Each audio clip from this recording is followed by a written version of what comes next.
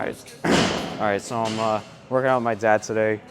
Usually we always work out together, so it's always good to have like a spot, someone there to help you with those few extra last reps. And yeah, I'm just gonna be doing this one. I feel like this exercise right here always helps me the best with like my upper back, and that's why I'm like really lacking on my back. My lats are really good, but my trap area I would say would need more thickness. So this one I always feel a really good stretch with, and I think this one really helps out with getting that really good thickness in like the rhomboid, like middle of the trap area. So yeah, this would be my working set for this one, and feeling pretty strong. So I took a couple days off, and it's paying off. So there we go.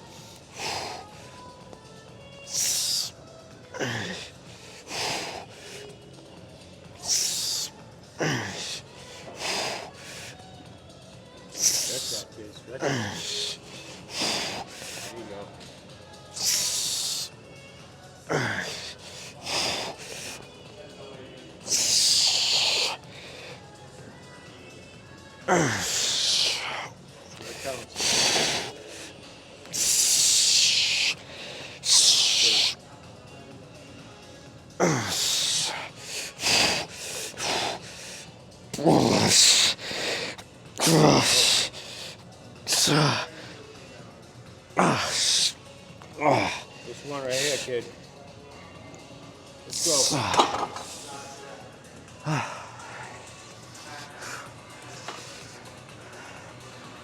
One thing I really noticed when you go to failure, especially when you're using like really good technique and like full range of motion, is once you get to that, there's no like slight drop off in that last rep. Like once you get to that last rep, like it's so hard to keep moving the weight. It's like it gets stuck at that partial range and then you just can't move it.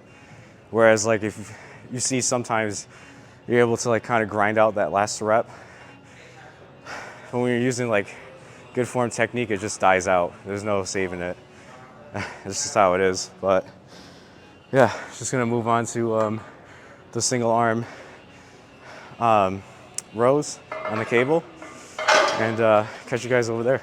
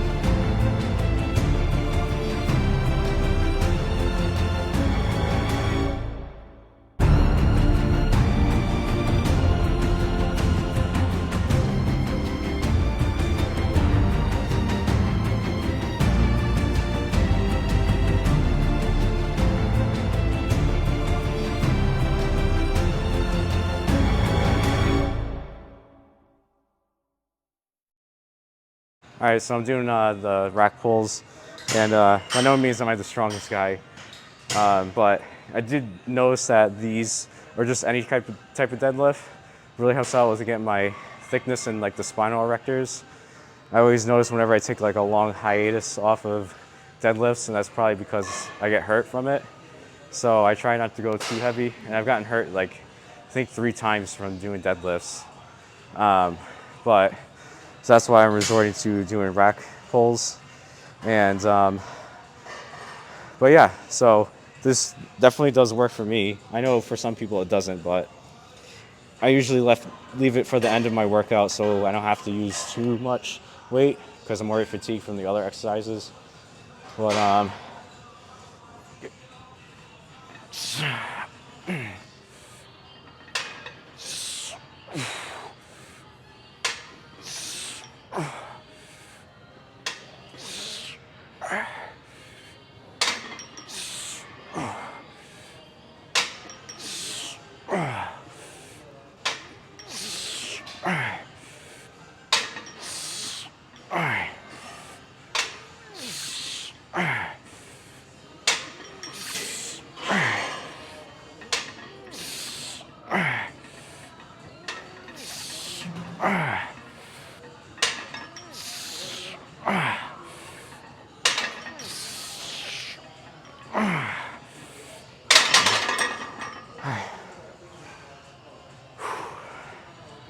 and one thing I do make sure is that I keep my chin up because that keeps my whole body in line, and then I'm like sort of flexing my lats too when I go up, almost like if you're doing a overhead, one of those, I don't know what you call them, but you have the cable and you have like the straight bar and you're like pulling the straight bar towards you, kind of like that same concept, but you have the bar. And yeah, it's definitely thickened up my back, but yeah, I think I'm just gonna finish it with doing trap shrugs. So with the dumbbells, and then that'll be it for the workout. All right, so just on my last set, doing the trap dumbbell shrugs. I don't know why that's so hard for me to say that, but I don't know, it's just weird to say it. But yeah, so one thing I definitely noticed is like a difference. I used to have my neck up like this and the dumbbells forward, and then I would shrug it, but I didn't really see much growth from doing that, so I switched it so I have the dumbbells kind of like back here, and then I'll have my head down, and then I'll let it stretch like at the bottom, and then I'll come up and hold it. And definitely notice the difference from doing it that way. So yeah, but before I go into the set, for those of you that know me, you know I'm a pretty big Call of Duty fan, so I saw like on the news that Microsoft ended up buying Activision, and I think that's pretty good for Call of Duty because right now I just feel like the past couple, they've just been recycling just old content, and I don't know about you guys, but the glory days was like MW2, MW3, Black Ops 1, Black Ops 2, I absolutely just crushed back in middle school, high school, so maybe it'll turn towards that, but I ain't buying the new one. The new one's just a scam, if you ask me. But onto this last exercise of the day, and that'll conclude this workout. See, I got my head down, and I'm just pulling up.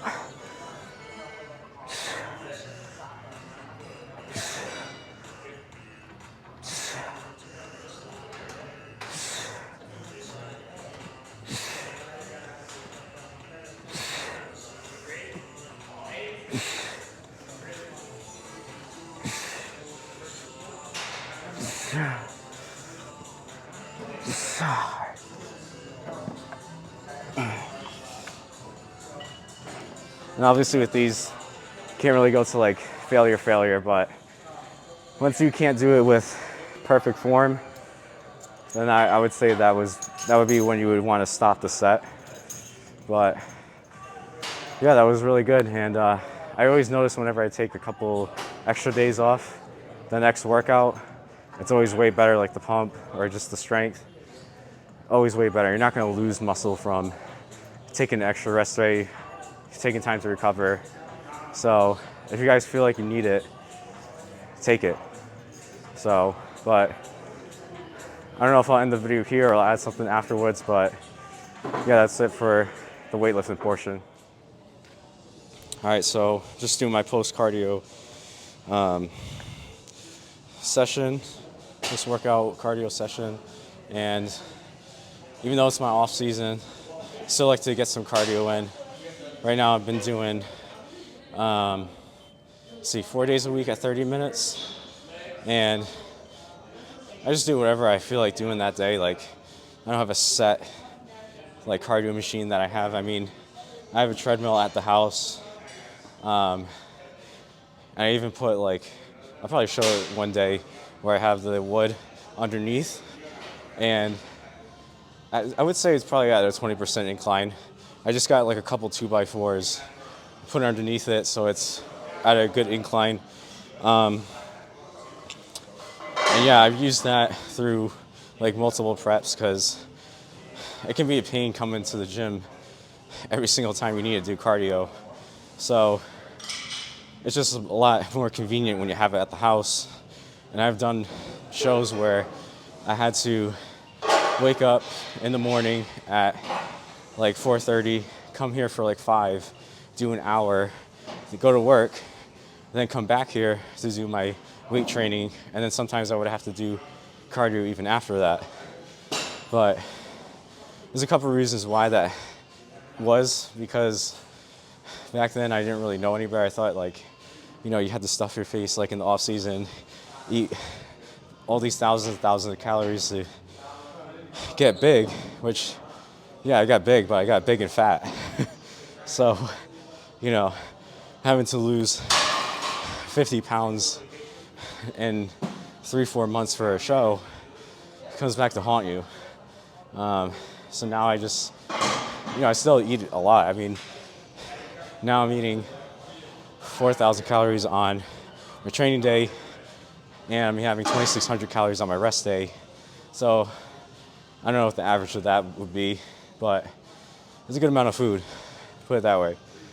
And I'm a lot leaner, though, at this body weight than I was last off season. So it just makes a world of difference getting ready for a show, because you don't have to kill yourself as much, or I should say as long. So if you were like really out of shape, get into a prep, well, you're probably going to be suffering for that whole prep. But if you keep yourself accountable in the off season, you stay lean, you're probably going to be suffering for about the most 6 weeks, which I think anybody could, if they put their mind to it, go through a grueling 6 weeks of hardcore dieting to get in shape for a show. But it could be a real challenge, though, just because the days will feel longer because you have less energy and you're kind of just dragging through the day at the very end. But I don't know, I guess you just tell yourself that you're almost there, and why quit now, right? You already made it that far, so why would you waste your time doing that? But yeah, I mean, as far as cardio, even in prep season, I mean, it really doesn't matter what machine you're doing, as long as you're making it intense enough where, you know, you can hold the conversation, but as you can see, I'm breathing and I'm taking some breaths like in between sentences. That's kind of the intensity that you want. And there are some machines that are better than others. Like, I would say the elliptical, probably the best one. And then the stepper, if you use it right, like if you're not hanging on the machine for dear life, it could be good because you're pushing your body weight up a almost completely vertical angle, But problem is, a lot of people get lazy on it and they'll hang on it, so you're only really carrying half your body weight or maybe 3/4. So the machine can be misleading because obviously if you see the calorie count, it's going to show you a lot more than in reality what you're actually burning on the machine if you were to do it without holding on to anything. And same thing with the treadmill. Like, treadmill on its own, it's not a great calorie burner unless you increase that incline to 15% or above. Then that'll really burn some calories for sure. So, but you also have to do something that's like that's sustainable for you, because if you hate it, more than likely you're not going to stick with it. So that's what I've learned with doing cardio. And I think one thing too is not overdoing it. And I know for sure my last show absolutely did overdo the cardio. And it definitely ended up hindering me, because I was doing like 90 minutes on the assault bike, which is the one where you have like the handles moving. And then on the weekends, I was doing like 2 to 3 hours. And part of that was too, I was like really interested in endurance athletes at the time. I just wanted to try and see if I could do it on my by myself. But, which is good if you want to do that.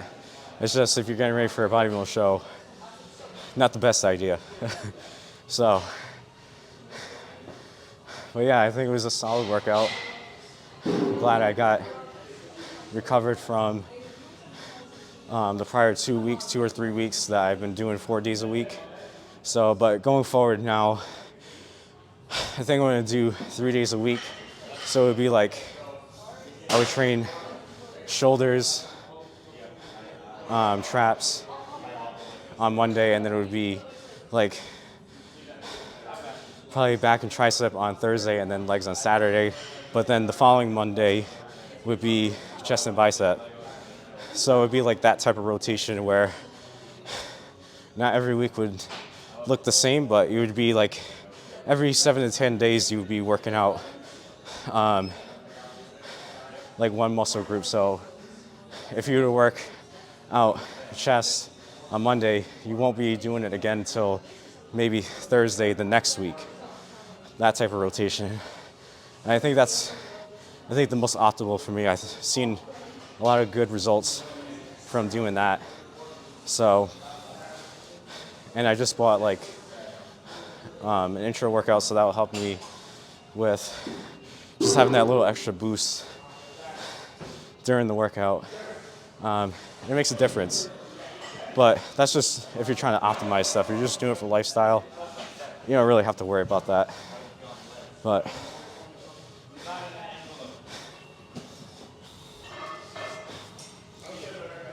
yeah, I think I'm going to end the video there. But I hope you guys did enjoy it. If you would just like it, comment, and subscribe to the channel. I hope you guys like more stuff like this in the future.